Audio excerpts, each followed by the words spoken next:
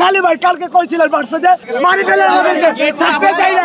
4 তারিখ আমার গুলি লাগে ডান চোখে, আমি ডান চোখটাই আমি দেখতে পাই না। আমার রাষ্ট্র যেটা করার দরকার ছিল আসলে রাষ্ট্র করে নাই। আমি একদম পরিষ্কার ক্লিয়ারলি বলতেছি, কসম করলাম যে আল্লাহি করে কসম করছি যে হয়তো আমি বেঁচে থাকবো, না হয় তার শেখ হাসিনার গদি ছেড়ে দিতে হবে।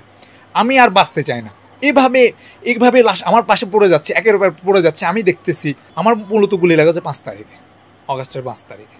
আমি একমাত্র ওখানে যদি ফুটেজ থাকে যে আমি পুলিশের খুব কাছে ছিলাম, কাছে মানে একেবারে খুব কাছে, মানে আমাকে যখন ওরা সাউন্ড গ্রেনেড, 2টা সাউন্ড গ্রেনেড, মানে আমি 5 হতে 6 ফিটের ডিস্টেন্স, এসে আমার সামনে 2টা সাউন্ড গ্রেনেড মেরে দেয়, হ্যান্ড সাউন্ড গ্রেনেড যেটা আছে একদম আমার গায়ে মেরে দেয়।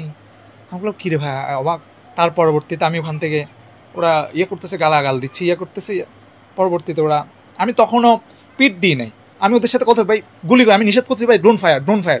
আর ওরা পরবর্তীতে আমাকে মেরে দেয় গুলি, ছড়া বুলেটটা।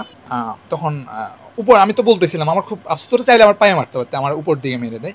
ভাগ্যিস আল্লাহ তাআলা সেভ করে আমার একটা চোখ বেঁচে যায়, আর একটা চোখ আমি আমার চোখে গুলি লাগে, তা যেন ভালো থাকে। আর দেখা না দেখা সেটা হচ্ছে ওনারা চেষ্টা করবে, ওইটা তো লং টাইম চিকিৎসা, রেটিনার চিকিৎসা। গুলি লাগার পরে আসলে চোখে তো, আর আমি খুব আমার এখানেও গুলি লাগছিল, মুখেও লাগছিল, মাথায় এই পাশে। তখন আমি পড়ে যাইগা, সম্ভব আমি অনেকক্ষণ মেবি আমার যতক্ষণ ছিল আসলে ওখানে আমি অনেক দূরে ছিলাম, আসলে পুলিশ খুব গুলি করতেছিল, আমি একা ছিলাম, তো আমি পড়ে যাই।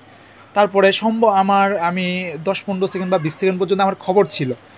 ওই আসলে তো অনেক টাকা খরচ, এটা অনেক টাকা অলরেডি খরচ হয়ে গেছে, প্রতিনিয়ত হচ্ছে। আমার রাষ্ট্র যেটা করার দরকার ছিল আসলে রাষ্ট্র করে নাই। আমি একদম পরিষ্কার ক্লিয়ারলি বলতেছি। আমি শুনলাম যারা মৃত তাদের অনুষ্ঠান করবে, স্মরণ সভা করবে, 5 কোটি টাকা খরচ করবে। এখন আমার প্রশ্ন, আপনারা কাউরে 1 টাকা দেন নাই, কিন্তু এনআইইউতে ট্রিটমেন্টটা এমনিতেই দিবে, কোনো সরকারি হসপিটালে গেলে এমনিই দিবে, প্রাইভেটে গেলে তো এমনিতে দিচ্ছে না, টাকা নিচ্ছে না। তো আপনারা কি করলেন, এখন বলতেছেন যারা মরে গেছে তাদের স্মরণ সভায় 5 কোটি টাকা, স্মরণ সভায় 5 কোটি, তারা কি কবর থেকে লাশ তুলে আনে করবেন, ওখানে সম্মান দিবেন? কয়েকটা ছিল আমি এরকম পাইছি, ওদের সাথে আমার যোগাযোগ হয়েছে, কথা বলছে।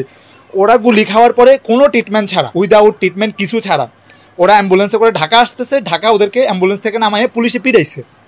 আপনারা ওই ছেলেগুলোর খবর নেন নাই, এখন আসছে 5 কোটি টাকায় স্মরণ সভা করবেন। আপনাদের লজ্জা শরম থাকা উচিত।